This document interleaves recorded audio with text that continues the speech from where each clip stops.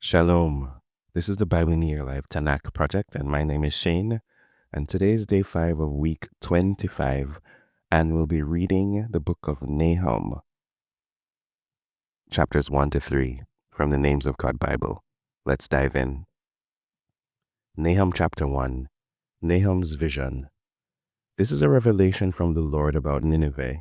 This book contains the vision of Nahum from El-Kosh. Who can withstand the Lord's anger? Elkanah, Yahweh takes revenge. Yahweh takes revenge and is full of anger. Yahweh takes revenge against his enemies and holds a grudge against his foes.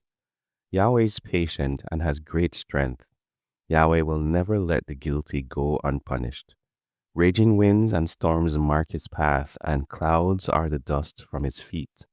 He yells at the sea and makes it dry. He dries up all the rivers. Bashan and Carmel wither. The flowers of Lebanon wither. The mountains quake because of him. The hills melt. The earth draws back in his presence. The world and all who live in it draw back as well. Who can stand in the presence of his rage? Who can oppose his burning anger?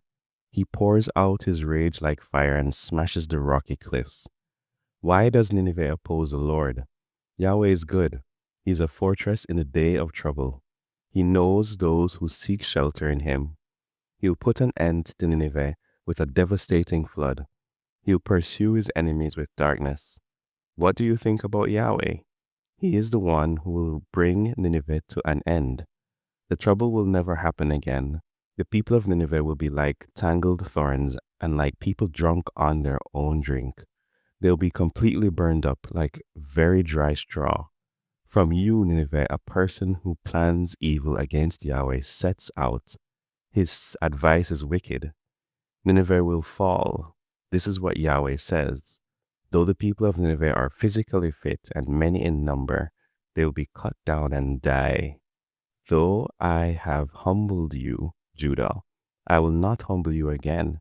But now I will break Nineveh's yoke off you and tear its chains from you. Yahweh has given this command about you, Nineveh. You will no longer have descendants to carry on your name. I'll remember the wooden and metal idols from the temple of your gods. I'll prepare your grave because you are worthless. An army will conquer Nineveh. There on the mountains are the feet of a messenger who announces the good news. All is well. Celebrate your festivals, Judah. Keep your vows. This wickedness will never pass your way again. It will be completely removed. Chapter 2. The one who will scatter you is coming to attack you. Guard your fortress. Keep a lookout on the road. Prepare for battle. Be very courageous. Yahweh will restore Jacob's glory like Israel's glory, although enemies have looted it and have destroyed its vines. The shields of his warriors are painted red. His soldiers have red uniforms. The metal on his chariots flashes fiery red. So do the spears when they are waved on the day he prepares for battle. Chariots are racing madly through the streets, rushing this way and that in the city squares.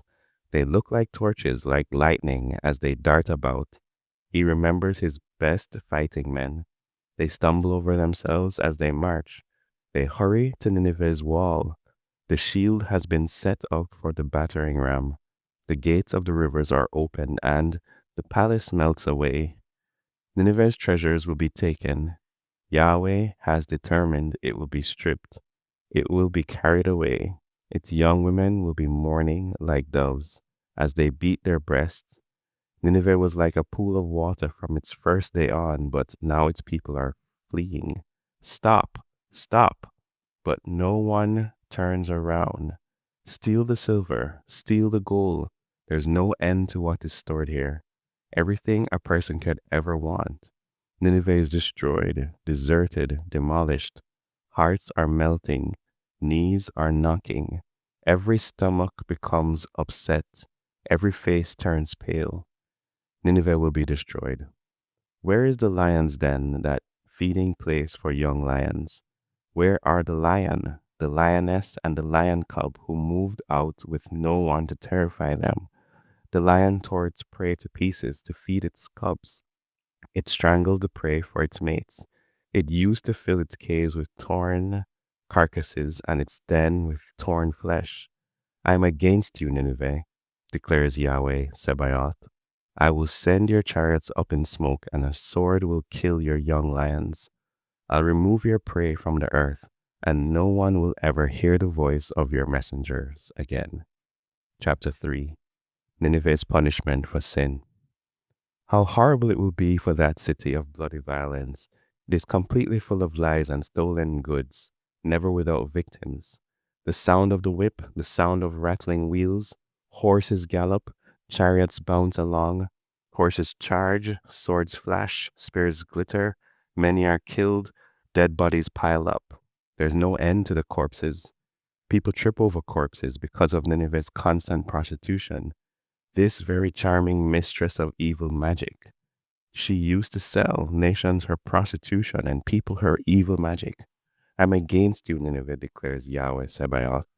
I will lift up your dress over your face. I will show nations your naked body and kingdoms your disgrace. I'll throw filth on you. I'll make you look like a fool. I'll make you a sight to be seen. Everyone who sees you will run from you, saying, Nineveh has been violently destroyed. Who will feel sorry for her? Where can I find anyone to comfort you? Nineveh will not escape punishment. Are you better than Noaman, which sits by the streams of the Nile with water surrounding her? The sea was her defense, the water was her wall. Sudan and Egypt were her endless strength, but the Libyans were her help. Even she went into captivity and was exiled. Even her little children were smashed to death at every street corner. Soldiers tossed dice for her important men, and all her best men were bound in chains. Even you, Nineveh, will stagger like a drunk. You will disappear.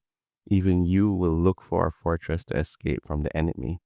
All your defenses will be like fig trees with the earliest figs. When shaken, the figs fall into the mouth of the eater. Look at your soldiers, they're women. The gates of your country are wide open to your enemies.